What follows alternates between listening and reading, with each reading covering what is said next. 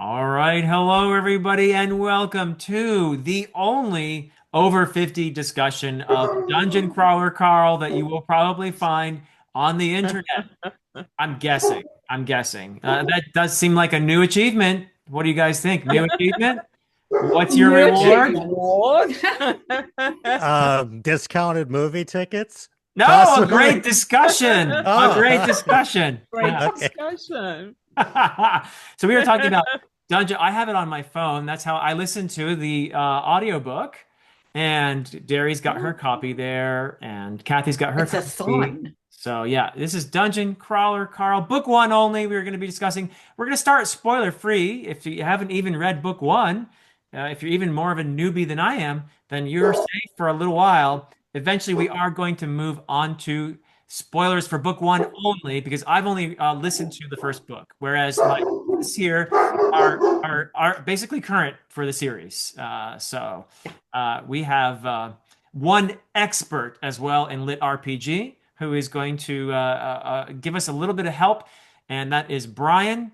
And we have my good friends Derri and Kathy as well. But we're going to start with Brian. And if you don't mind, Brian, I know that you have a video on your channel, BellTube, which Yep. is a wonderful explanation for somebody new to Lit RPG. And I will put a link in the description to that video. But very briefly, what's a Lit RPG and how does Dungeon Crawler Carl fit into that? And how would you rate it alongside other Lit RPG? That's an awesome question. Thanks for having me be part of this panel. Yeah. So, Lit RPG is kind of a sub-series or subgenre of what's known as progression fantasy. And in progression fantasy, there's kind of a couple of different subgenres. There's Lit RPG, which is what we're talking about today. And then there's a whole nother facet called cultivation. And the difference, at least for me, when I read them, is that sometimes they're separate and sometimes they're a little bit combined together where you get elements of both.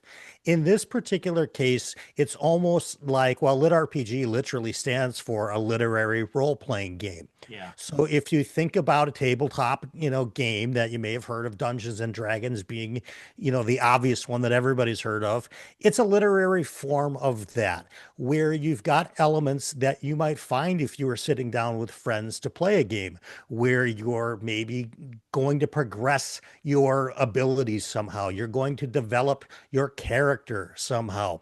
Lit RPG many times has, a defining factor of it is there's some kind of game mechanics where in traditional fantasy, we know typically a character might get stronger based on the trials and tribulations that they go through, but it's not as defined as lit RPG and as game literature goes because there's specific math involved. Okay. Now, don't get too scared. It's not difficult math, but it's very clear. You need to do X, Y, and Z to get a new ability. If you want to learn a new magical spell, you need to dispatch X amount of creatures, something along those lines. So there's a tangible knowingness of what that character is going to have to do to get better and develop as whether they're a fighter or a magician or a roguish thief or a barbarian or really whatever they are.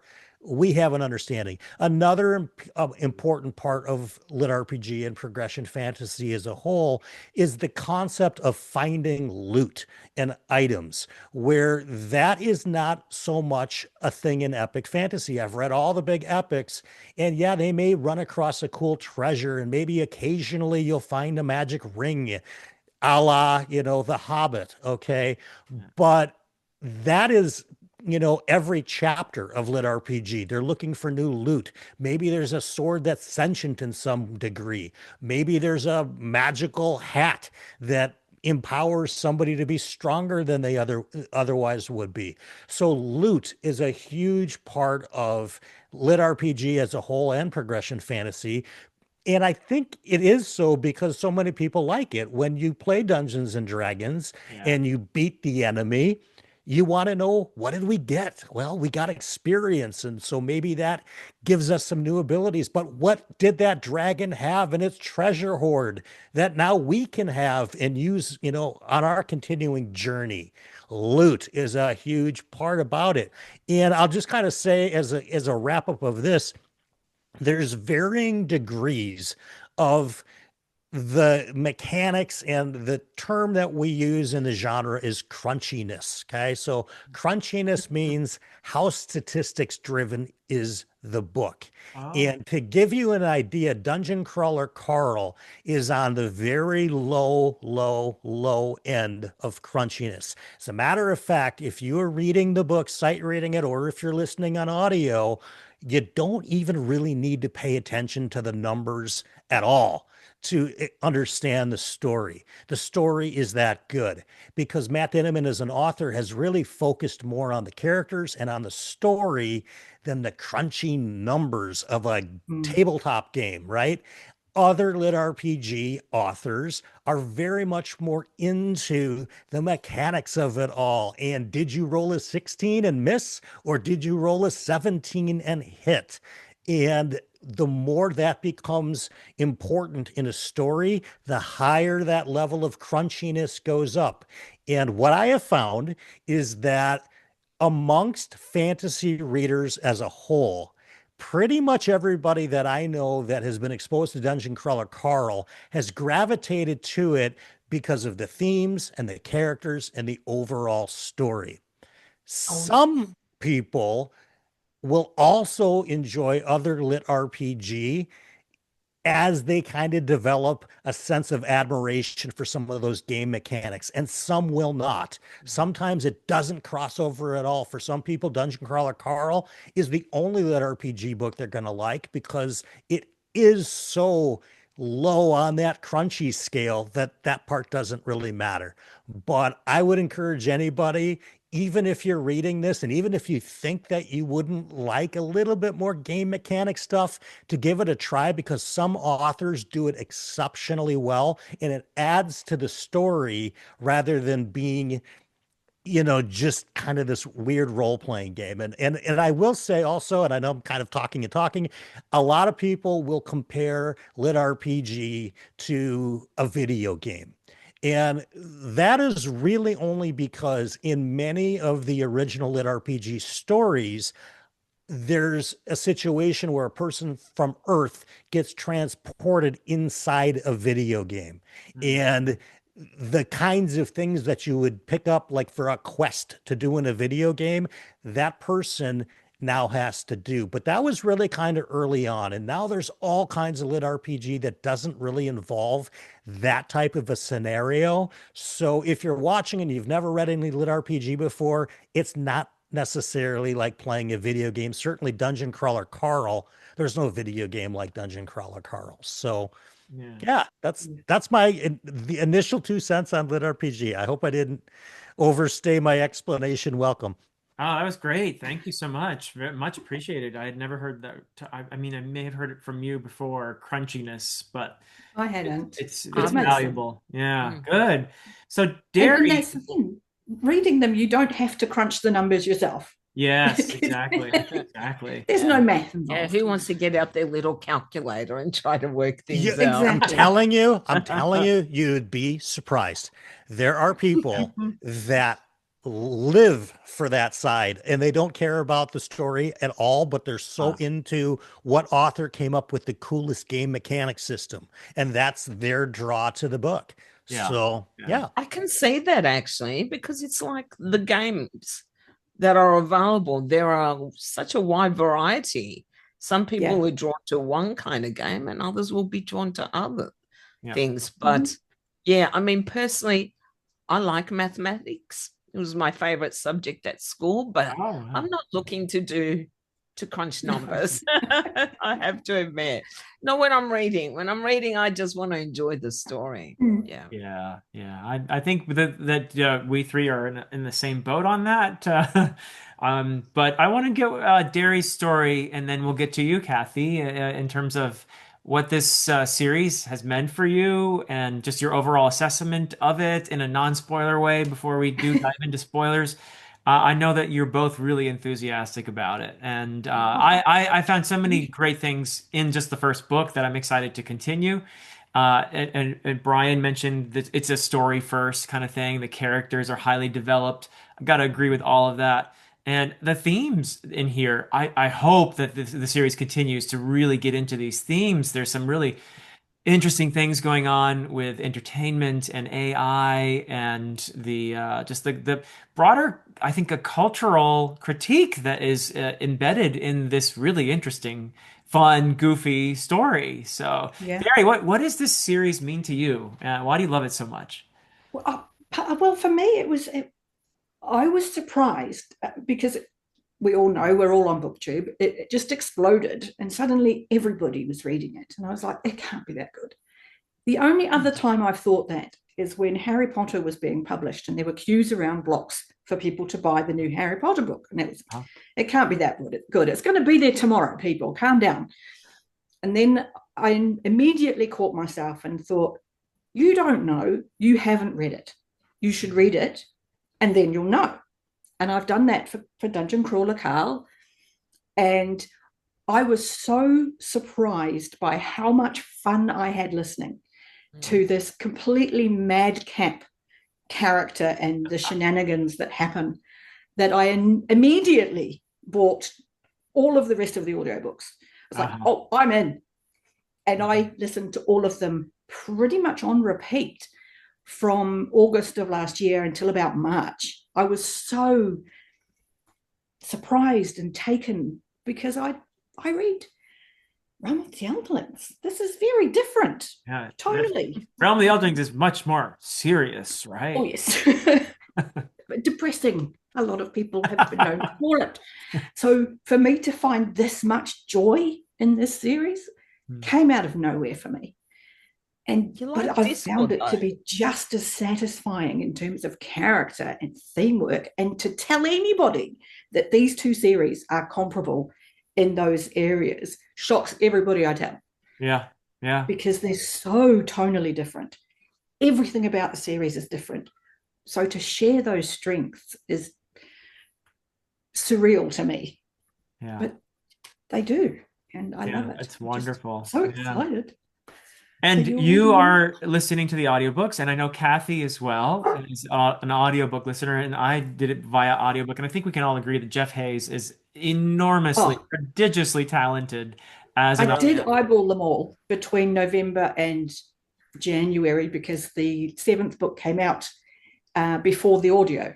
Yeah. And I was not going to wait. I had to know what was going on. Derri and I talked about this. So when book 7 came out, Derri read it and I waited. I waited and till I was the like, audiobook. come on, hurry up. I couldn't. I have to talk to somebody. I will, when it comes to this series, I would read the audio. I would read the physical after the audio, but I want my first experience with each book to be with Jeff Hayes. I feel like he's my partner in crime as I go experience this story. And I just didn't want to. I was like, okay, I've got enough I can read between now and then. I'll wait it out. But Derri loved it. Jeff Hayes. Derri I was loved eyeballing it. Well, that's the other thing too, is that like a lot of people will listen to the first book and then they read the second or the third, but they've got the voices in their head now, which is great. I mean, oh, damn it, donut. Right. I mean, you would know after listening to that first book how everybody sounds, at least the characters that you know so far. But I'll leave it to Kathi because you were asking her. Oh, no, sorry. Thank you. Yeah, go ahead, Kathi. All right. So after seeing all this hype about Dungeon Crawler and hearing people that I wouldn't have thought would like the series, because I didn't know much about it, LitRPG, I thought, I've got to try it. You know, I'm open to the idea of trying new things. It's not always successful. And I expected not to like it. And I actually buddy read it with a friend of mine, and she didn't like it. Ooh. And I was like, how can you not like this? I was having a blast. The only thing there were certain things that I didn't love about the book to begin with, but I physically read it. And then everyone was saying, you need to listen to the audio. So I listened to a little bit of the audio, but I was very new to audio. So it was mainly physical. But after listening to the audio towards the end, I decided that's it. I have to listen to all of them. Yeah. I mean, I love physically reading, but the audio is something extra special. Yeah. And it was a new experience because it's the game mechanics, as you said, Brian, because I'd never read anything like this before. And I thought, I don't know if I love this. I don't know if I could really tolerate it continuously throughout all the books, but the characters are just drawn so well. This plot is interesting. And on top of it, it's actually got depth to it. And that surprised me. And that is what sold me, is that it's a lot more than just playing a game. It feels like something serious and something that actually touches on themes which I could relate to. And it was my surprise of the year so far. And I think it will continue to be, because I don't think anything will match this. I was so surprised to see how good the books are, how good the character development, and this exploration of themes that, yeah, I will definitely read the next one or listen to the next one as soon as it comes out. Yeah. I'm with you, Brian. I'm going to wait for the audio because they're just so good. Yeah. And really I are. can't wait that long. we really have to talk about just how good the audio is and why everyone is saying to you, listen to them and not read them physically. Mm-hmm. Though, of course, you can do either or both, but Yeah. there's something special about this audio. And perhaps that's because I haven't listened to it a lot, but he does such a great job at capturing all the characters. Yeah. Well, I think he I does. I can speak to audio. I've listened to hundreds, if not thousands, audiobooks, hundreds for sure. And Jeff Hayes is the top of the game when it comes to voice actors.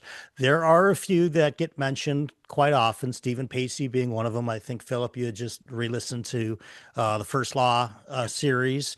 He's certainly one of them. Fantastic. I listened to Jim Dale do the original Harry Potter ones. He was really fantastic with that. I don't know, there's multiple different narrators on Harry Potter, but what I've never seen before is basically everybody gangs up on anybody who's saying they're going to experience Dungeon Crawler Carl. 10 out of 10 people will tell them, but you got to do it on audio. And you don't get that with First Law. You don't get that with any other books where everybody just full stop. That's great, but you got to do it on audio. The way to do it is with Audible. And that, having experienced hundreds of audiobooks, that's never happened. I've never ever seen it before, where the masses and the crowd are telling everybody this is something special. And Jeff Hayes really, for me, might be Dresden.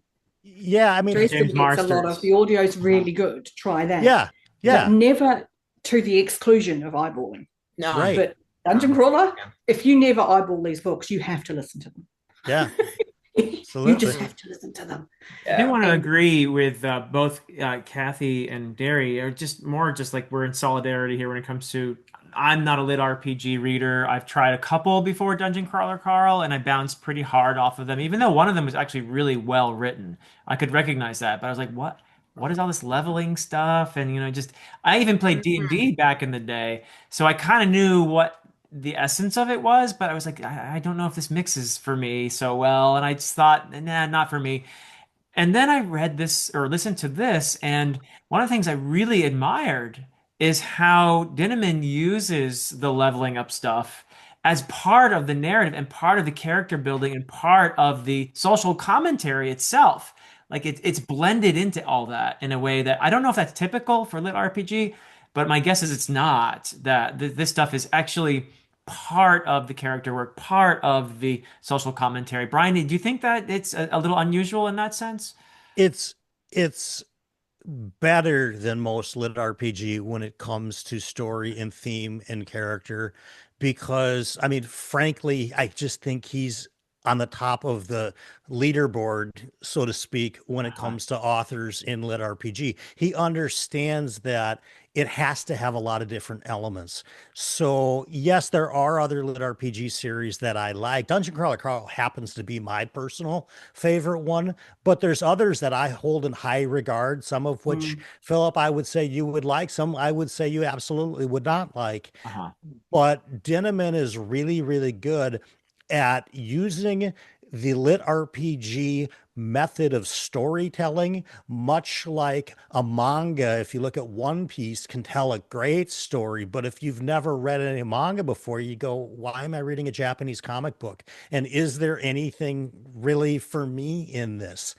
And it's just a medium. It's just another way of telling a story. And I think at the end of the day, Matt Dinneman is an excellent storyteller. And he uses this approach to tell his story. And I think that that's why so many people outside of LitRPG have absolutely fallen in love with this, because they recognize so many of the things they love about normal fantasy and normal science fiction.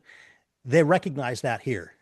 Okay. I do Great think that part of storytelling. it is the combination, though, that Matt Dinneman is able to use those game mechanics to really highlight the things in his characters, Yeah.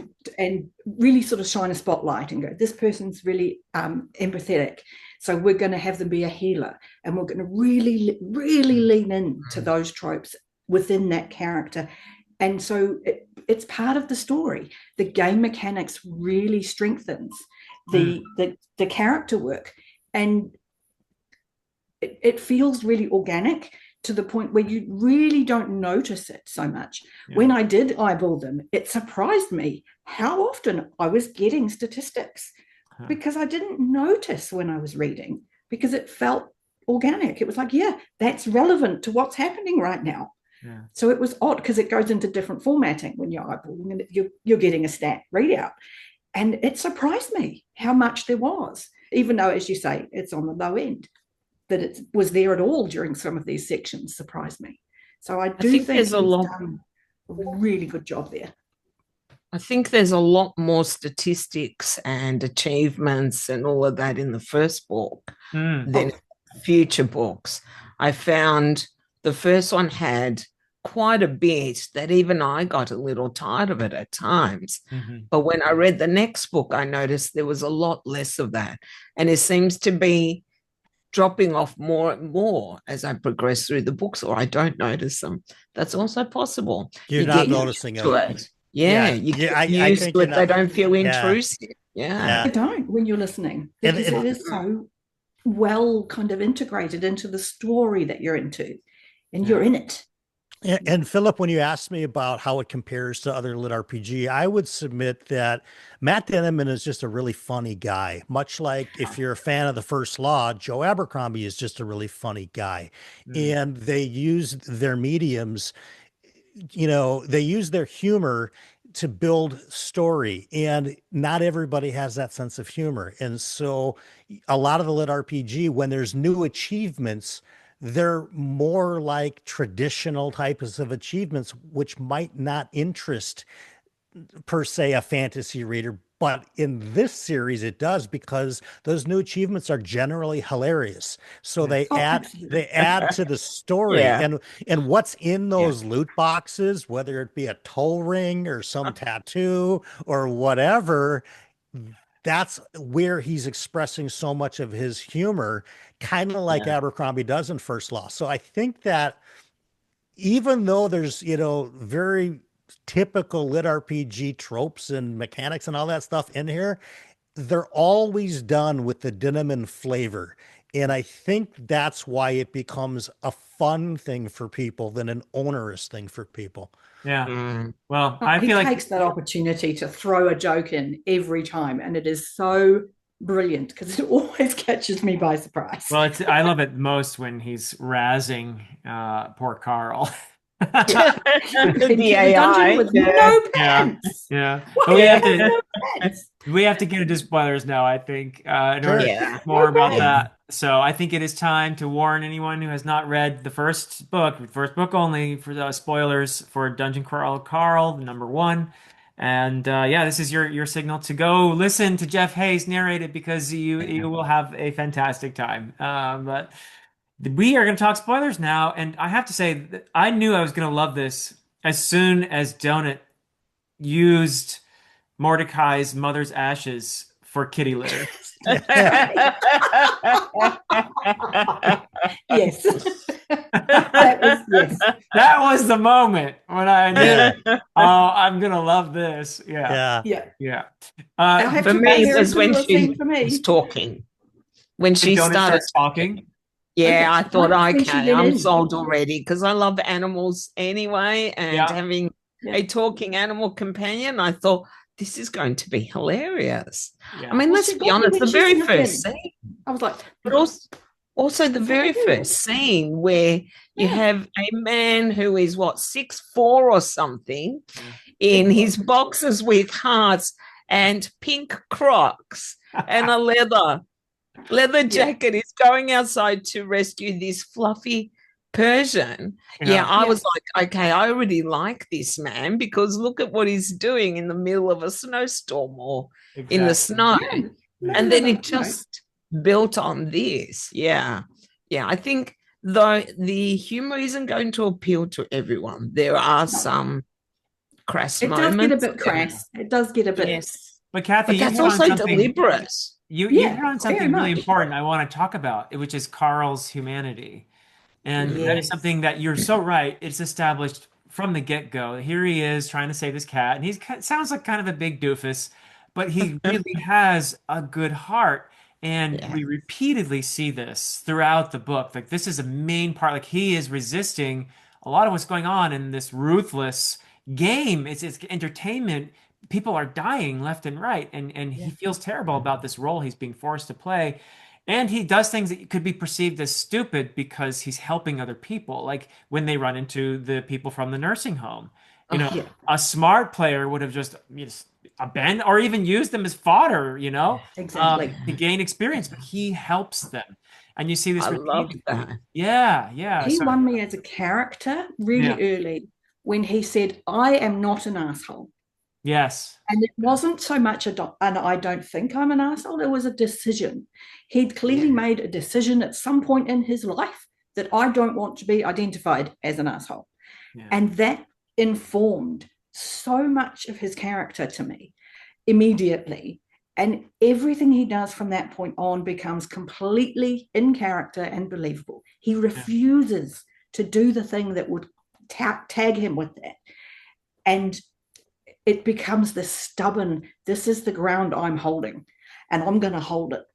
yeah, And he just won me completely with that because he could have become that really tropey, macho, hero, toxic masculinity guy. yeah, And he never did. He never falls into that because he cares for this cat, this outrageously pampered cat.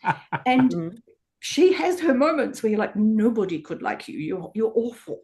But she's a Yeah. cat. Of course you do, because everybody loves She's a cats. cat. Yeah, Yeah. they get away with that. But it just won me so completely that he had decided, and it makes him this really relatable guy. And then he becomes genuinely heroic rather than that toxic kind of Conan the barbarian kind of guy. He's actually doing heroic things, saving an old lady from a Yeah. rage monster thing. And you're like, okay, I like this guy. yeah, Really Yeah. like this guy. And I think book one works in a lot of ways a little bit different than the rest because Yeah. in book one, he's really confused. I mean, as Yeah. anybody would be like, okay, where am I? Is everybody on Earth actually dead right now, besides the people that happened to be outdoors when the aliens came? So I'll think a lot of that first book is just him sort of like, what the heck is going on here? And Finding his bare feet. and right, and what Surviving. right, and what is this AI who's talking to me so oddly, and who is this Mordecai guy? And a lot of the Yeah. book is just him sort of understanding his new reality and obviously becoming we don't it doesn't even really get into, by the way, this is also a first contact story, right? yeah, I mean, No. it is in the most Mm. kind of absurd way. It's a first contact story, and so he's got to have all of that going on in his brain.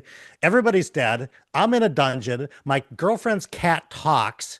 She's totally sentient. She knows what I've been watching on TV, and we don't even think about that, right? Because she starts referencing TV shows that are on all day long, and we Yeah. don't know the Gilmore cat's Girls. actually, yeah, we don't know the cat's actually absorbing what's on the radio or what's on Uh-huh. TV. We find out that she is. So the first book is a lot of this kind of what is this? What is going on? And it Confusion. It really developed it's a nice platform for Really all the good. subsequent books where okay, now he's starting to get an idea of what's kind of going on maybe, but at least what he needs to do to stay alive. The Yes. confusion piece of this kind of goes away, I think, as the series moves on, more about, all right, now what do we got to do to survive and Yeah. take care of our friends and our companions and the casts that we meet in all of these things. So That feeling yeah, of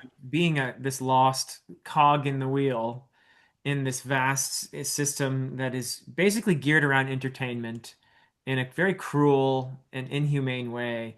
It's a system that does not encourage the preservation of one's humanity. You can see it in characters It like actively Mordecai. Yeah. discourages it. right. Yeah, it actually it encourages assholery. It Yeah. encourages people to be cruel, and Yeah. so it's It for a character. incentivizes it. Yeah, exactly. And then you have this innocent, in a sense, character in Princess Donut, who is this wonderful combination of naive, but also her intelligence is way above Carl's, of Yeah. course, and her Yeah. She has strength. that innate cat Yeah. callousness. Such an Yeah. interesting That, combination of yeah, vulnerable, but also just what a diva, you know? I mean, such a Yeah. diva. yeah. But So, such a well-drawn character. yeah, I mean, she's just not a cat. yeah. She feels alive. She feels real. And even that's quite apparent, even in the very first book. And perhaps if you're not an animal lover, you won't relate so much to certain of her behaviors because she's so If you've ever cat-like. had a cat, Yes, if you've ever had one, you ever. know. Yeah, he captured them perfectly. He really But did. she's also a character who all of a sudden has this ability to speak. And you think, well, what is she going to say? How has she, what does she think? Does she think it? Wow.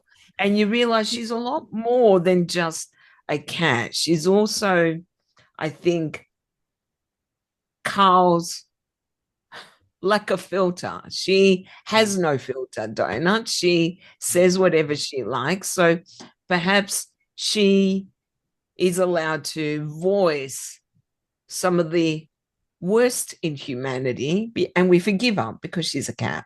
Whereas we may not forgive it in a character, for example.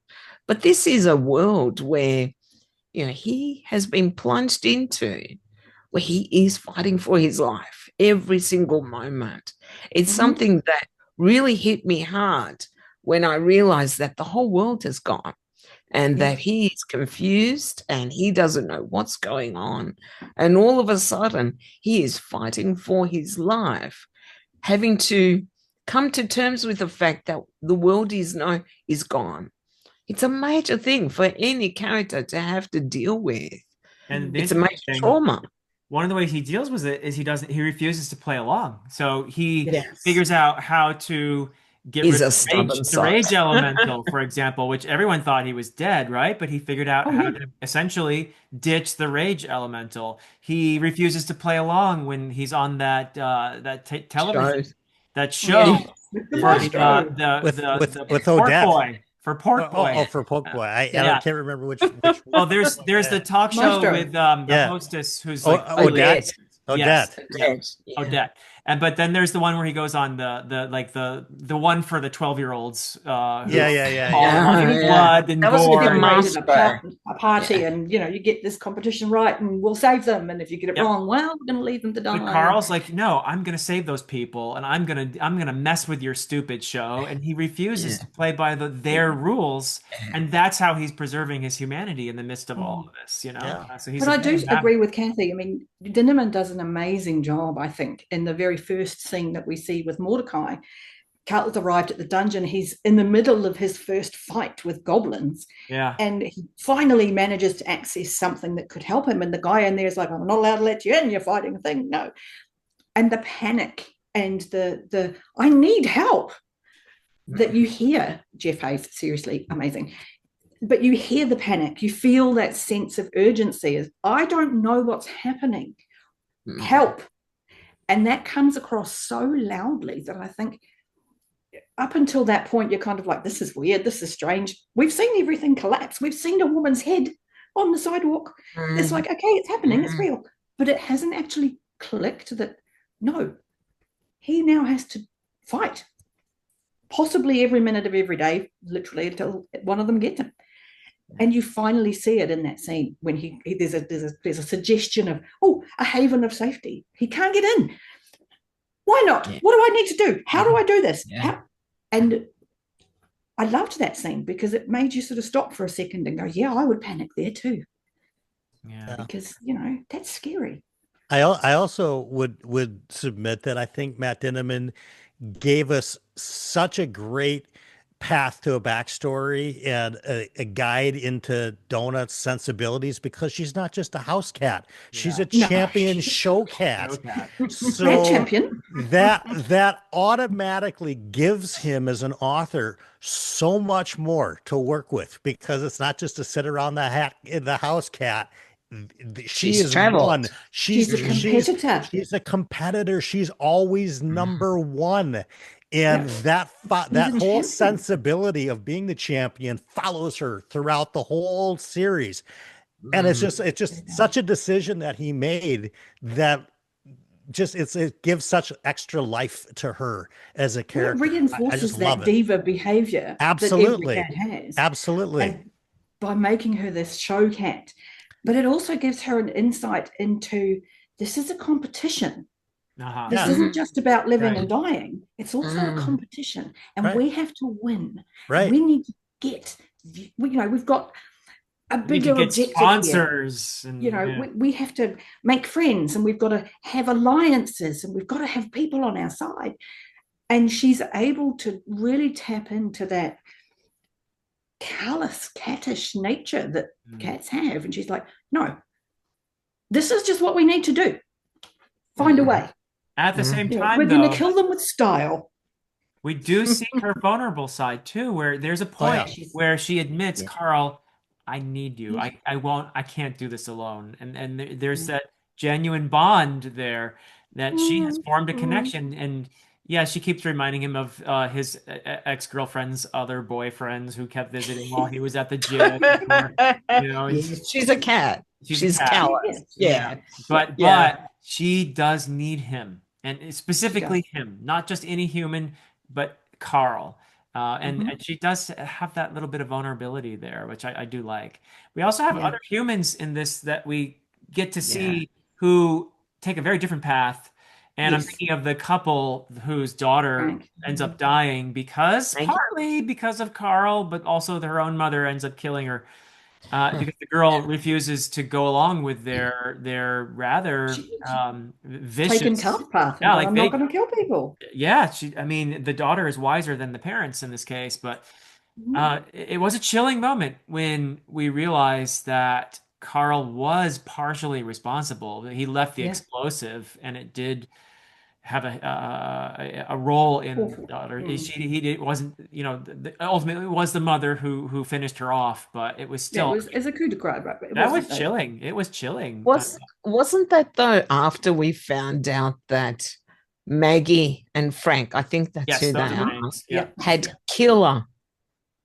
Yes, they had skulls or whatever. Yeah. Yes, wasn't the player killers? Yeah, the player killers. And I thought that in itself was what sent chills up my spine, that some of these players who were in the same boat as Carl, we've watched Carl's journey, we've seen the honor and it was chilling, kindness in him, and then we see these people who have killed more than one other player, and I was with Carl.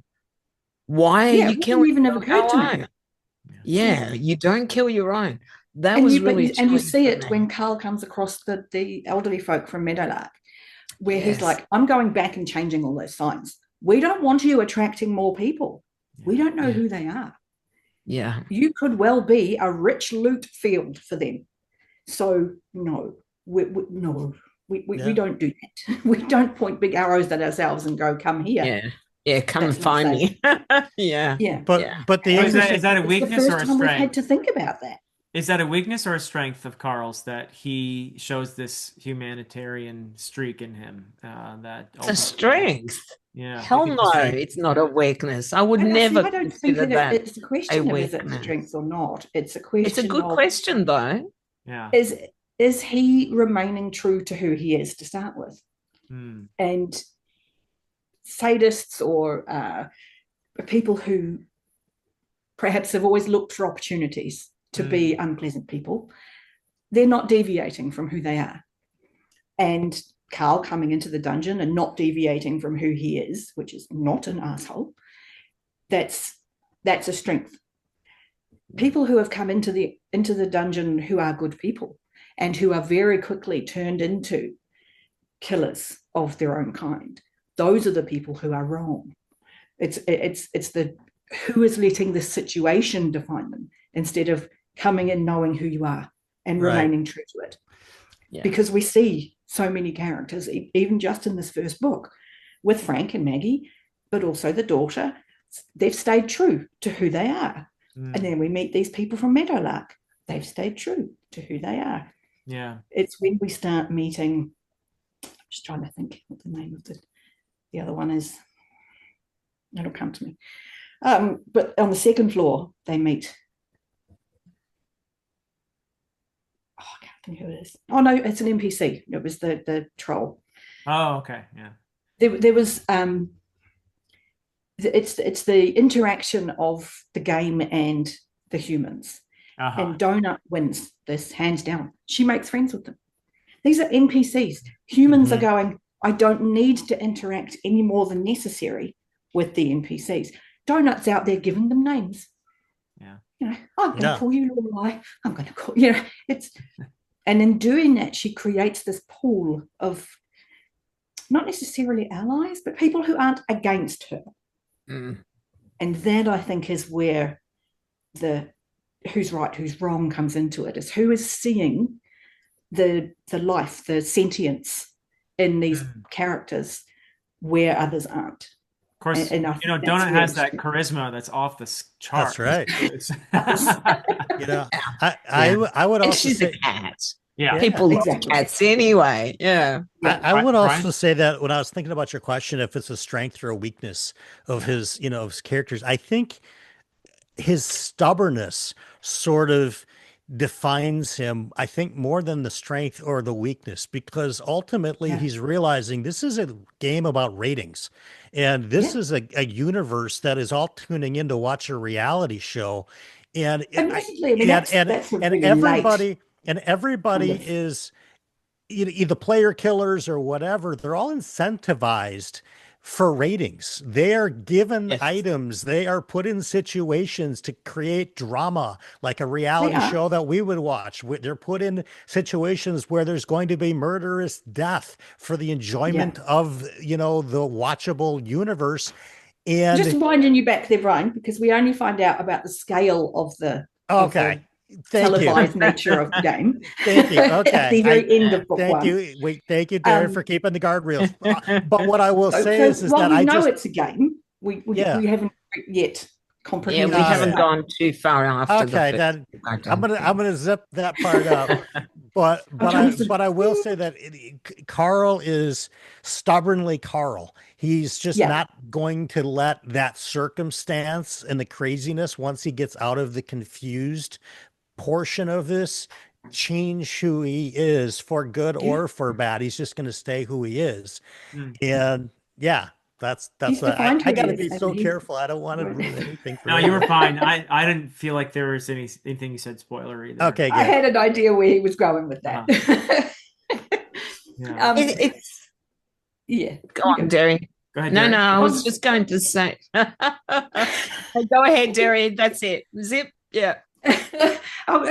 We are told this is being, aired to the universe. We're just not given a scale. And it's really only with that we get more of the importance of this. This is what is wanted. So at this point, it's just a question of what the guides have been telling everybody. And we do learn in this first book that Frank and Maggie's guide pretty much told them this is how to advance. Is these guys are as vulnerable as you were, And if they're not fighting you, easy loot. So You see, Mordecai, go ahead, Kathy. I was going to say, I don't know if I agree that that is simply because what their guide said.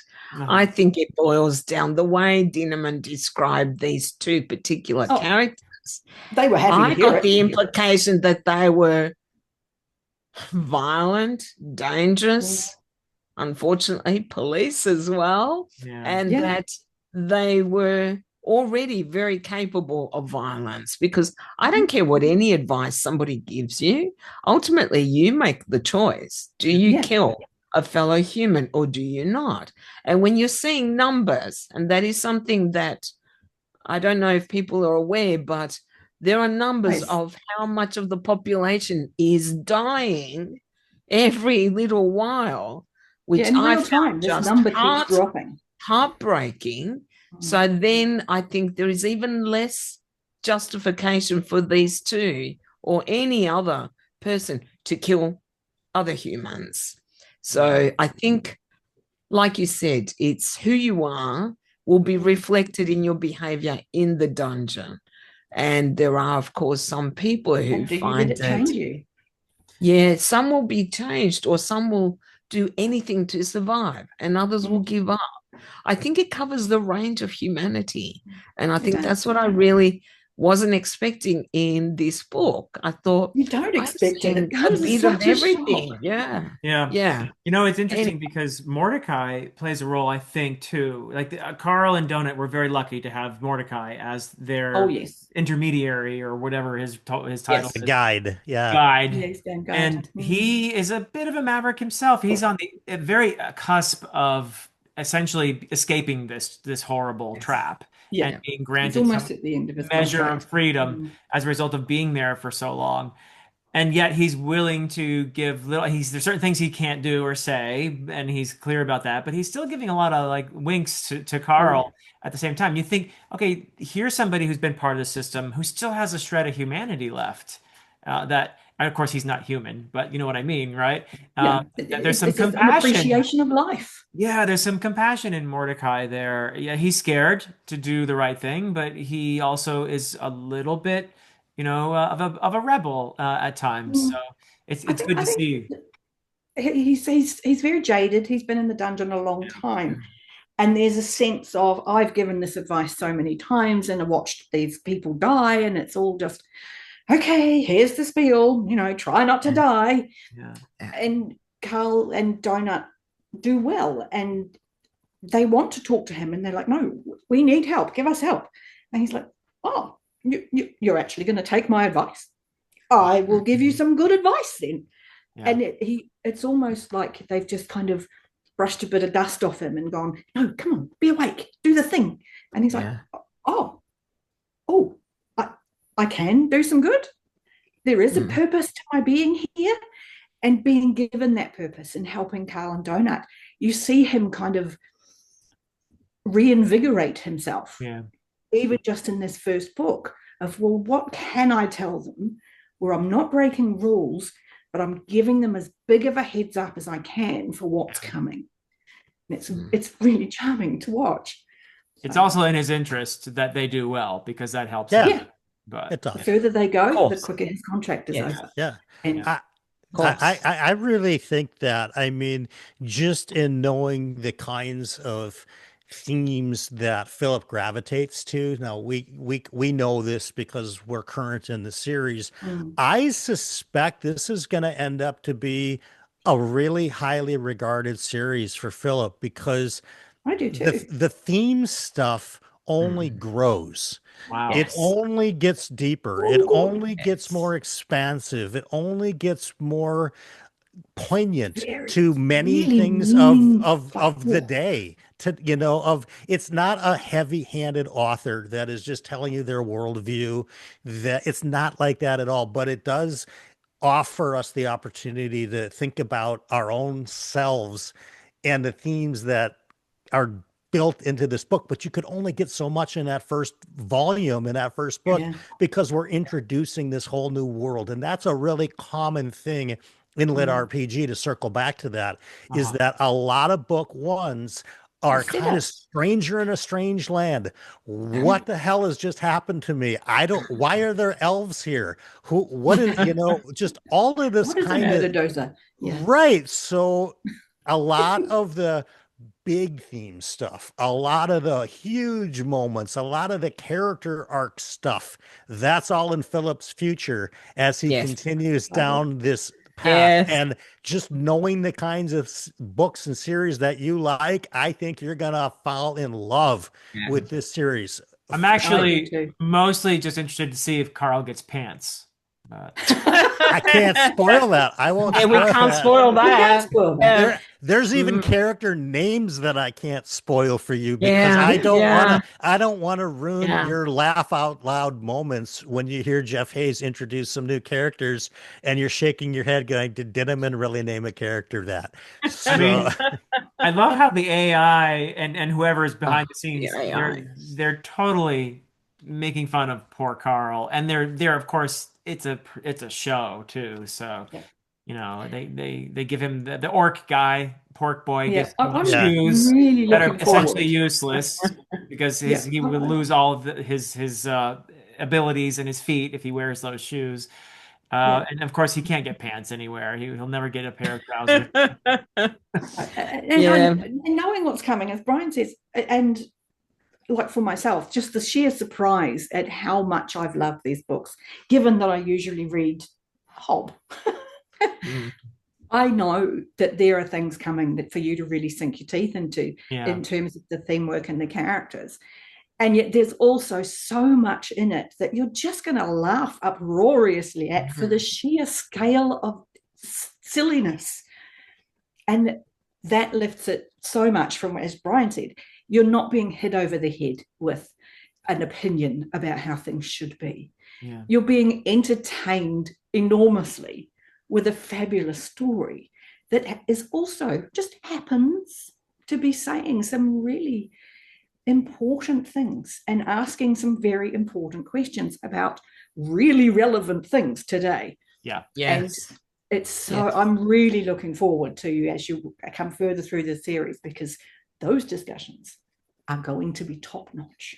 Yeah. absolutely. And, Yeah. and even some of the character moments, because this is not a Oh my God, situation, yes. this is not Yeah. a situation where, I don't think it's any spoiler to say that not everybody's going to get out alive. I mean, in this world, this dungeon world that we're living in, and when characters you grow to become attached to, things You won't happen have to noticed them, you're attached to. that you don't even, I've tried right, many times. that Yeah. you don't even Wait, know no, you're no, really don't tell me attached anything to. happens to the Velociraptor. I'm not saying Not nothing. we're not saying anything, but Mongo is a nothing. Paul. That's Mongo. all you need to know. But I guess my point is that there's some emotional moments too. There's Oh my so God, yeah. for every big victory that Carl and Donut experience in the dungeon, and they, against all Yeah, odds have a everything great comes as a victory, surprise. there's the opposite of that. There's clear tragedy in Mm. almost all of the books as well. Mm. And some are very obvious, and then some are just kind of the universal tragedy I that mean, this is happening in and the first place. the mixture of comedy and tragedy at moments, like when the one old guy whips out his instrument, Yes. Yes. and that causes the demise of Yeah. was it Yolanda? Was Yeah. that her name? Yeah, Yeah, she's one of the Yolanda. caregivers. Yeah. And a bunch of the elderly people, and that was just like this bizarre mixture And of it was devastating comedic because and we'd only tragic. just met her. Yeah, and she was But it was great. funny as well at Yeah, the it same was time. absurdly Yeah, that's funny. what he does. He makes you laugh, It was and then Jack you who did catch it. your breath because something horrible has happened. Yeah. But And that's he also doesn't let you linger life, there for long. isn't it? He bounces you back out with a joke. Yes. And Yeah. he's able to maintain that balance of, you're not sort Yeah. of reading it going, this is awful, why am I reading this? Or why are we downplaying the awfulness with these silly jokes? He manages to maintain it beautifully, where you feel the tragedy and then you see the absurdity, and neither takes away from the other. It's a skill. Oh, Yeah. Mhm. and truly, I mean, I think for me, one of the biggest themes of this book and the whole series is the sense of hope beating hopelessness. Because Yes. when you're thrown into that dungeon, it would be incredibly easy to be incredibly hopeless immediately. As you're watching those player counts go down, and the The old elderly people make that caretaker really important. people are dying, and Is it worth saving these old people? Have right, they lived this long and only and to have to deal and with and this? Is that and right? and can you go that long and still have hope as Yeah. a Do they dungeon want to fight? crawler? And then you were talking a little bit about Mordecai, who's clearly had a long time experience in there. Is his hope maybe becoming revitalized with his Yeah. association of Carl and Donut? I guess we'll see as we go. Yeah. But I think hope versus hopelessness is a Mm. big theme that doesn't get talked about a lot with Dungeon Crawler Carl. I So also thought there was some something to beauty. bear in mind. There was some beauty in the elderly people who chose to stay and die, Yes. and they were in that final scene. They were singing together. Yeah. Yeah. When the I floor thought that was collapsed. very Mm. touching, and that it wasn't just it wasn't really giving up. I didn't I don't want to see it that way. Um, No, No, it was a they celebration. chose recognizing that to. they don't This is want to not a go fight. I on want to. and Yeah. deal with this anymore, that they've already dealt with enough in their Yeah. lives. That's Yeah, kind of Yeah. I how don't I want this saw fight. it. yeah. Yeah. But there Yeah. was I'm going to go an out element and. of celebration in them being Yeah. together in that moment. Yeah. You know. But Yeah. they did survive the collapse, and so Mm, yay, we survived that. We don't want to fight anymore. yeah. You're making me want to go back and restart them all I over know. again. Yeah. Just finished. Yeah. And there was, of course, Because there really Agatha. is a lot to them. There's so Oh, yeah. much more than people give it credit, this series. Yeah, It And I really know is. we're only talking about book one, but yeah, you can see already in book one that there is so much more depth to the story about the world, about some of the issues that are current in our world, let alone in this world, which is exaggerated, of course. There is commentary on heroism, on Mhm. hope, on courage, on kindness. And mm, that's just a few of the themes that are touched on. And the first book really did feel like this is an introduction. But if you're a Mm. fantasy reader, you know that most first books are introductions yeah, where they Yeah. introduce you to the world. So I give it a lot more leeway than perhaps somebody who isn't used to reading fantasy Mm. may not, because they want it all explained immediately. It doesn't work like that. Like mm, anything, you need to give the series time to unfold and show you what it's about. yeah. But Yeah. it is, yes, such a much better series than I think people give it credit, and shouldn't be dismissed because it's lit Oh no. RPG. All right. And Mm. and Before, and part of my dismissal initially was this is not written for me. uh-huh.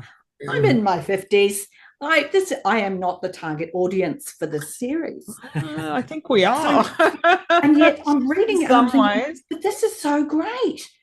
So Mm. how many people who are our age, younger, older, whatever, autumn chickens as opposed to spring chicks, how many people are missing out because they think they're not the audience Yeah. for this book? This is a great series. Yeah. And So I agree with both of you, and I want to lay some predictions on you. So here we go. Are you ready I, for these? I am ready. So Yeah. Agatha, I think that she's going to play a much bigger role than currently we've seen, and that she is a representative of some alien species that is in opposition to the Borant Corporation. okay. And she's going to play a very subversive role going forward, somehow or other. I'm not sure. And she probably will help Carl and Donut at some pivotal moment or two. I'm guessing. Okay. As far as I think that Carl and Donut are probably going to meet some of the people from the nursing home again. At least the caretakers who are still there, the three that are still alive, the two brothers, and what's her name? I forget her name. But the one who's actually the Imani. most. Yes, Imani. Imani? Imani, yeah. I think Imani at least has got to come back. So we'll see. But I think they'll be back. The Velociraptor that has Mongo. joined the family. Mongo, Yeah. Mongo. Yes. He's appalled. I feel like he's probably going to die at some point. But he's going to become a beloved part of the Princess Donut entourage, which consists of Carl and him. Um, At the moment. so we'll see at the moment. Maybe they'll have more friends join them in the future too. So what else can I predict here? Oh, Frank and Maggie are going to live for a few more books and become more like serious rivals, but ultimately they're going to have to die. I love that sentence. Only fantasy readers can get away with that sentence. But ultimately, they're going to die. That's so They're just true, gonna have isn't to. it, Derri? Yeah. I mean, Yeah, yeah. You said that after what in they've relation done. to They have anything to die. else. Yeah. No other I option think available. I think you have a lot of very pleasant surprises coming up for Okay. you, Yeah. Philip. And I That think is you're definitely really mine. going to enjoy where the Yeah, series that's my prediction. You're going to have a lot of fun. That's a safe Yeah. prediction. Yeah. Yeah, Yeah. a lot of Probably fun. more accurate than my predictions, but Yeah, yeah, yeah, Well, you yeah. know we Good can't luck. comment.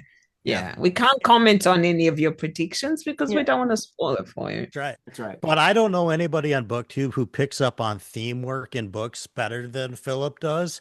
So I think that there's going to be some themes that you're unaware of, having just only read this first book, that develop that you will be wowed by. And you'll go, oh, similar to like how you've been with One Piece, that you Yeah. can't believe that, wow, this is So important much. stuff that they're talking about Yeah. while there's a velociraptor attacking something. So yeah, And Yeah. biting Donut's nose over and over yeah, yeah.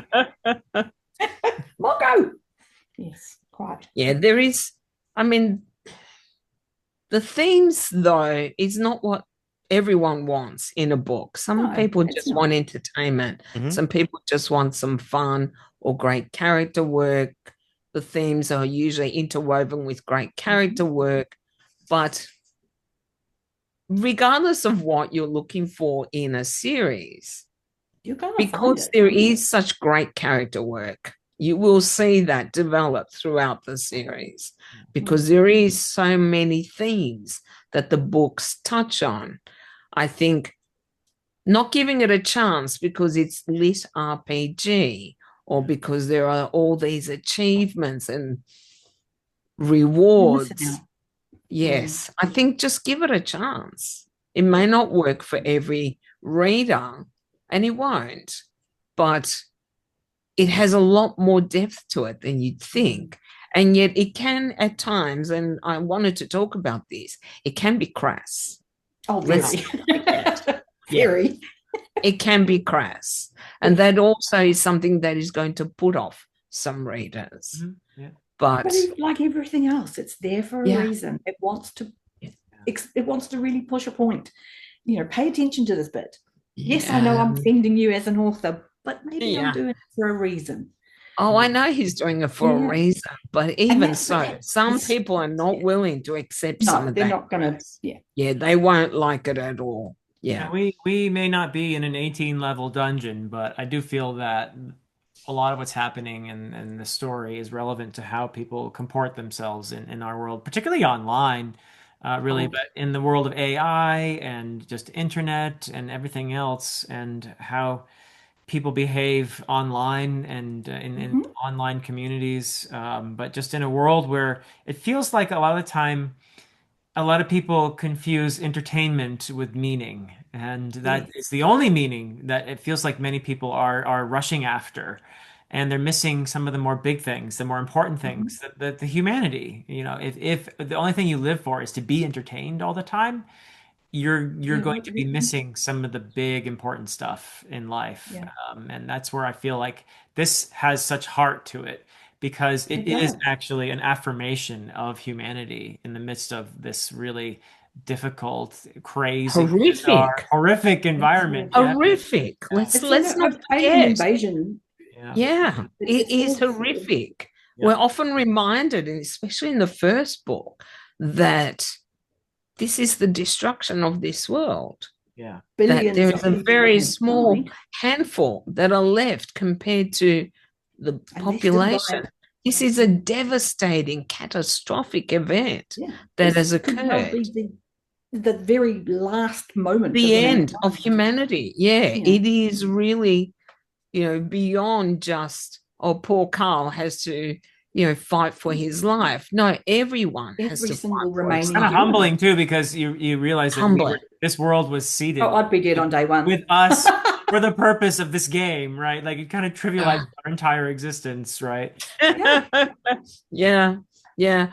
But it's got that significance that I think you can miss sometimes. I know I did. You just get into the game mechanics and you think, okay, this is fun. He's fighting this person or this monster. Lava And then you'll spitting be llama. reminded Yeah. that this is a really tragic event that Carl's dealing with, Yeah. learning that everyone he's ever known is dead. Yeah. It's a big thing to deal with. Yeah. And I think that Denneman does an extremely good job of giving motivations for every named character in this entire story, which will develop for you, Philip. But everybody has a reason for doing what they're doing. And Yeah. that is not there's really no kind of toss away characters. So I think you're in for some, well, I know you're in. Here's the question: when are you going to read book? When are you listen to book two? How quickly can you get that going? I've got it on my phone. I've got two All other right. indie books that I'm going to listen to first, and then the next. I can't stay away from it too. Yeah. So, It's Yeah. really hard. probably in less than a month. DBR Destroyer. Woohoo. Yeah. I'm really excited to continue. But right now, I just want to thank you three for being here for me for this discussion. This was a blast, and you all did a great job of not spoiling anything, but also just chatting with me about this, the significance of this series, which seems to be something special, actually. So it's really neat that we have each other to bounce all of these thoughts and ideas and everything else off of. So thank you three so much. And I'll have a link to each of your channels in the description for everybody Cool. to check out as well. And yeah, any final thoughts from any one of you three or all three of you? Well, thank you for If you having haven't read it, us read it. first. Yeah. But And- yes, I And I hope echo we talk Derri. again soon. Give it a chance. Mm. Finish at least the first book or the audio, preferably, because they are just so different to anything else you will listen to. And if it's not for you, it's not for you, but at least give it a chance. Don't bounce off it simply because it's lit RPG or is something that, Or it seems silly or frivolous. Yeah. It is Yeah. really worth your time. yes.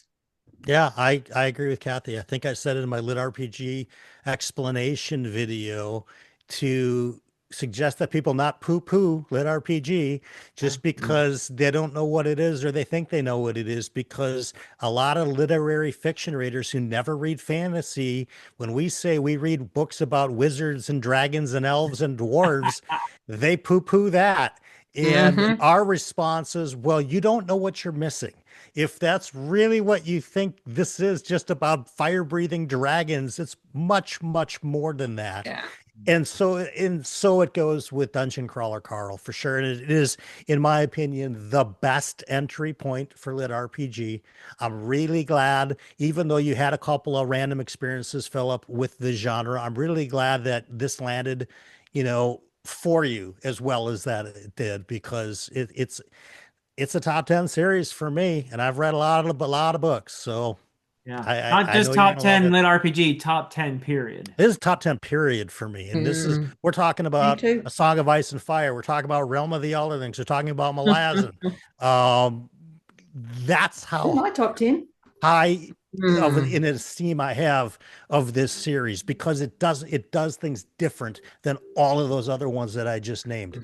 And they've impacted me in ways. Dark Tower, same difference. Yeah. Awesome. Cool. Yep.